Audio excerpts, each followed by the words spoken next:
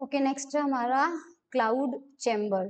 ठीक है, cloud chamber में आप यहाँ से स्टार्ट कीजिए, बट ये ऊपर वाला रहने दीजिए, ये यहाँ से स्टार्ट कीजिए। एक क्लाउड चैम्बर का यहाँ पे डायग्राम बनाया हुआ है। इसमें एक चैम्बर सी होता है, तो डायग्राम में मैं दिखा देती हूँ आपको। ये रहा, देखो चैम्बर सी, ये जो सिलेंड्रिकल चैम्बर है ये पूरा सी है।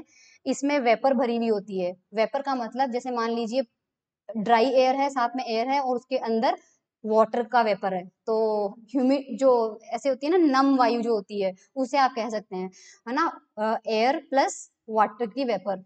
अब इसका एक सिरा जो होता है वो कांच की खिड़की डब्ल्यू से बंद किया रहता है, तो ये वाला सिरा जो है ये देखिए कांच की खिड़की डब्ल्यू से बंद किया हुआ रहता है, और दूसरे सिरे पर एक पिस्टन लगा हुआ होता है, दूसरे सिरे पर एक पिस्टन पी लगा हुआ होता है, तो ये सिलेंड्रिकल पिस्टन है, ये सिलेंड्रिकल पिस्टन पी है, जिसको ऊपर या नीचे खींच सकते हैं। इसे तेजी से गति देकर चैम्बर के अंदर हमारे पास जो भी गैस भरी हुई है उसका रुद्धोष्म एडियाबैटिक एक्सपांशन किया जा सकता है। और हमने जूल थॉमसन के अंदर पढ़ा था कि एडियाबैटिक एक्सपांशन करने से अंदर भरी हुई गैस ठंडी हो जाती है, और जब ये ठंडी हो जाती है तो और सैचुरेटेड अवस्था में आ जाती है, तो हमारे पास क्या होता है, सैचुरेटेड अवस्था में जैसे ही उसका एक्सपांशन होता है वो क्या होती है, सैचुरेटेड अवस्था में आ जाती है। सैचुरेटेड अवस्था का मतलब ये होता है कि उसमें कुछ गैस का लिक्विफिकेशन हो गया, यानी कुछ लिक्विड पार्ट भी है और कुछ गैसियस पार्ट भी हो गया उसके अंदर, तो उसका लिक्विफिकेशन भी हो गया।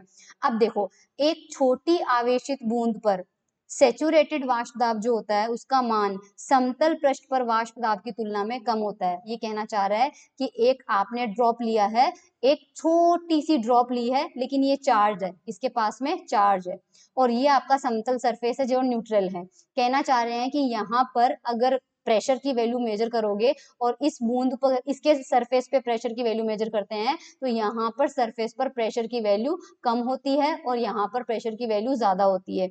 और गैस की प्रॉपर्टी होती है कि वो हमेशा हाई प्रेशर से लो प्रेशर की तरफ आती है। तो जो हमारी ठंडी हुई हुई गैस थी, सैचुरेटेड वेपर प्रेशर थी, वो वेपर क्या करेगी, वो वेपर जो है इसके चारों तरफ कंडेंस हो जाएगी, कंडेंसेशन, संघनन हो जाएगा उसका, और इसके चारों तरफ इकट्ठी हो के इसका साइज बढ़ा देगी, तो इसका एक्सपांशन कर दिया। अब यही चीज लिखी हुई है, देखो, इस कारण किसी आवेश जैसे कि आयन, क्योंकि चार्ज बूंद कौन सी है यहाँ पे, आयन ही तो है, करेक्ट। तो जैसे आयन, आयन के चारों ओर वो वेपर क्या हुई, कंडेंस हो गई, कंडेंस होकर उस आयन को इसने लिक्विड की ड्रॉप बना लिया, लिक्विड की ड्रॉप बन गई, और उसका आकार तेजी से बढ़ गया, तेजी से बढ़ गया क्योंकि गैस चारों तरफ क्या हो रही है, कंडेंस हो रही है।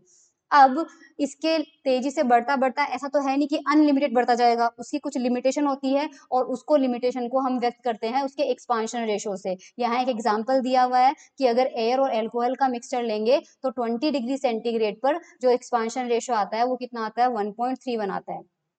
अब देखो, एक एक्सपांशन चक्र के लगभग 0.1 सेकेंड बाद तक ये क्लाउड चैम्बर जो होता है वो काम करने की अवस्था में होता है। इसलिए हमें क्या करना होता है, एक एक्सपांशन साइकिल हमारा जो हुआ हमने काम में ले लिया, उसके बाद 0.1 सेकेंड तक क्योंकि वो काम कर रहा है, तो इस टाइम में उसमें बचे हुए जितने भी आयन हैं उनको हटा लेना चाहिए, उन आयन को हटा लो। आयन को हटाओगे कैसे, इसके लिए हम क्या करेंगे, कांच की खिड़की के नीचे धातु की वलय आर, कांच की खिड़की के नीचे धातु की वलय आर लगी हुई होगी। ये देखो, ये कांच की खिड़की है, उसके नीचे नीचे धातु की वलय, धातु की वलय यानी रिंग लगी हुई है आर, और पिस्टन पी, ये पिस्टन भी हमने मेटल का बनाया है। तो यहाँ पर अपन क्या करेंगे, देखो, आर और पी के बीच में इलेक्ट्रिक फील्ड लगाएंगे, इलेक्ट्रिक फील्ड लगाएंगे, उस इलेक्ट्रिक फील्ड से हो इलेक्ट्रिक फील्ड लगाएंगे सबसे पहली बात तो, ठीक है। अब यहाँ पर जो क्लाउड चैम्बर है, उस क्लाउड चैम्बर पर आयन के ऊपर जो लिक्विड की ड्रॉप बनी है उसका फोटोग्राफ लेने के लिए इसके ऊपर लाइट डालते हैं, इससे उसकी 3 डायमेंशन फोटोग्राफी की जाती है, और इसको उसको तो पिक्चर फॉर्म में लाया जाता है, ठीक है। क्लाउड चैम्बर को मैग्नेटिक फील्ड में रखने पर, इसको अगर मैग्नेटिक फील्ड में रखते हैं तो पॉजिटिव और नेगेटिव चार्ज जो है वो अलग अलग ट्रैक पर जाएंगे, क्योंकि लॉरेंज फोर्स लगता है, आपको पता है, पॉजिटिव चार्ज कहीं चल रहा, इलेक्ट्रिक फील्ड हमने लगाई, उससे चार्ज मान लीजिए ऊपर जा रहा है, क्योंकि बचे हुए आयन हमें निकालने हैं, तो वो आयन मान लीजिए ऊपर जा रहा है और हमें सीधा नहीं चाहिए, हमें चाहिए वो बाहर निकले, तो बाहर निकलने के लिए मान लीजिए मुड़ना पड़ रहा है, तो सीधा करने के लिए, तो सीधा चल आगे निकालने के लिए तो इलेक्ट्रिक फील्ड चाहिए, और मुड़कर बाहर निकालने के लिए मैग्नेटिक फील्ड चाहिए, क्योंकि जो मैग्नेटिक फील्ड होती है उसका लॉरेंज फोर्स सर्कुलर पाथ देता है पॉजिटिव चार्ज को या फिर नेगेटिव चार्ज को।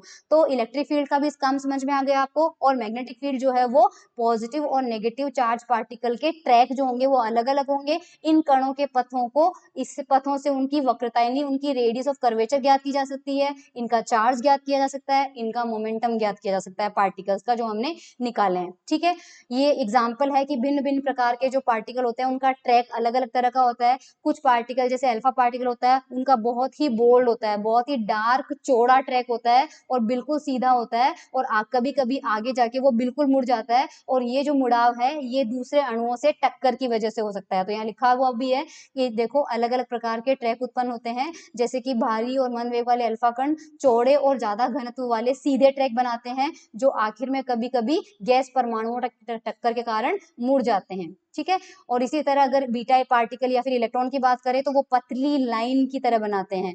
तो मंद वेग वाले इलेक्ट्रॉन जो है पतला और कम डेंसिटी वाला ट्रैक बनाएगा। इसके अलावा तीव्र गतिशील आवेशित कण जो होते हैं वो कई बार पतले और टूटे हुए ट्रैक बनाएंगे। ठीक है, तो ये हमारे पास तीनों डायग्राम भी बन लिया। ये एक स्पेसिफिक टाइप का वो है क्लाउड चैम्बर, अलग टाइप का है, इसको हमें नहीं करना है, इसको हम नहीं करेंगे। ठीक है, तो इस प्रकार हमारे पास इसकी एक लिमिटेशन है कि एक बार आवेशित कणों के ट्रैक की फोटोग्राफ लेने के बाद इसे पुनः प्रारंभिक अवस्था में आने में कुछ समय लगता है। तो कंटिन्यूअस रिकॉर्डिंग नहीं की जा सकती, रुक रुक के रिकॉर्डिंग होती है, तो ये इसकी लिमिटेशन है। मैं क्लाउड चैम्बर जो है वो दिखा देती हूँ।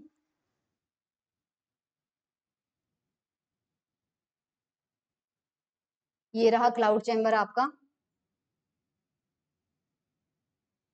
ये यहाँ पर देखो ऊपर दिख रहा होगा आपको, ये कैमरा फॉर 3D फोटोग्राफ, ये जो ऊपर लगे हुए हैं ये आपके पास फोटोग्राफ्स के लिए हैं। ठीक है, और ये इसका डायग्राम है, ये इसकी थ्योरी है जो मैंने समझा दी है आपको, और ये इसके ट्रैक हैं, और ये इसकी कुछ लिमिटेशंस हैं। डिफ्यूज क्लाउड चैम्बर हम नहीं कर रहे हैं तो इसको छोड़ दीजिए।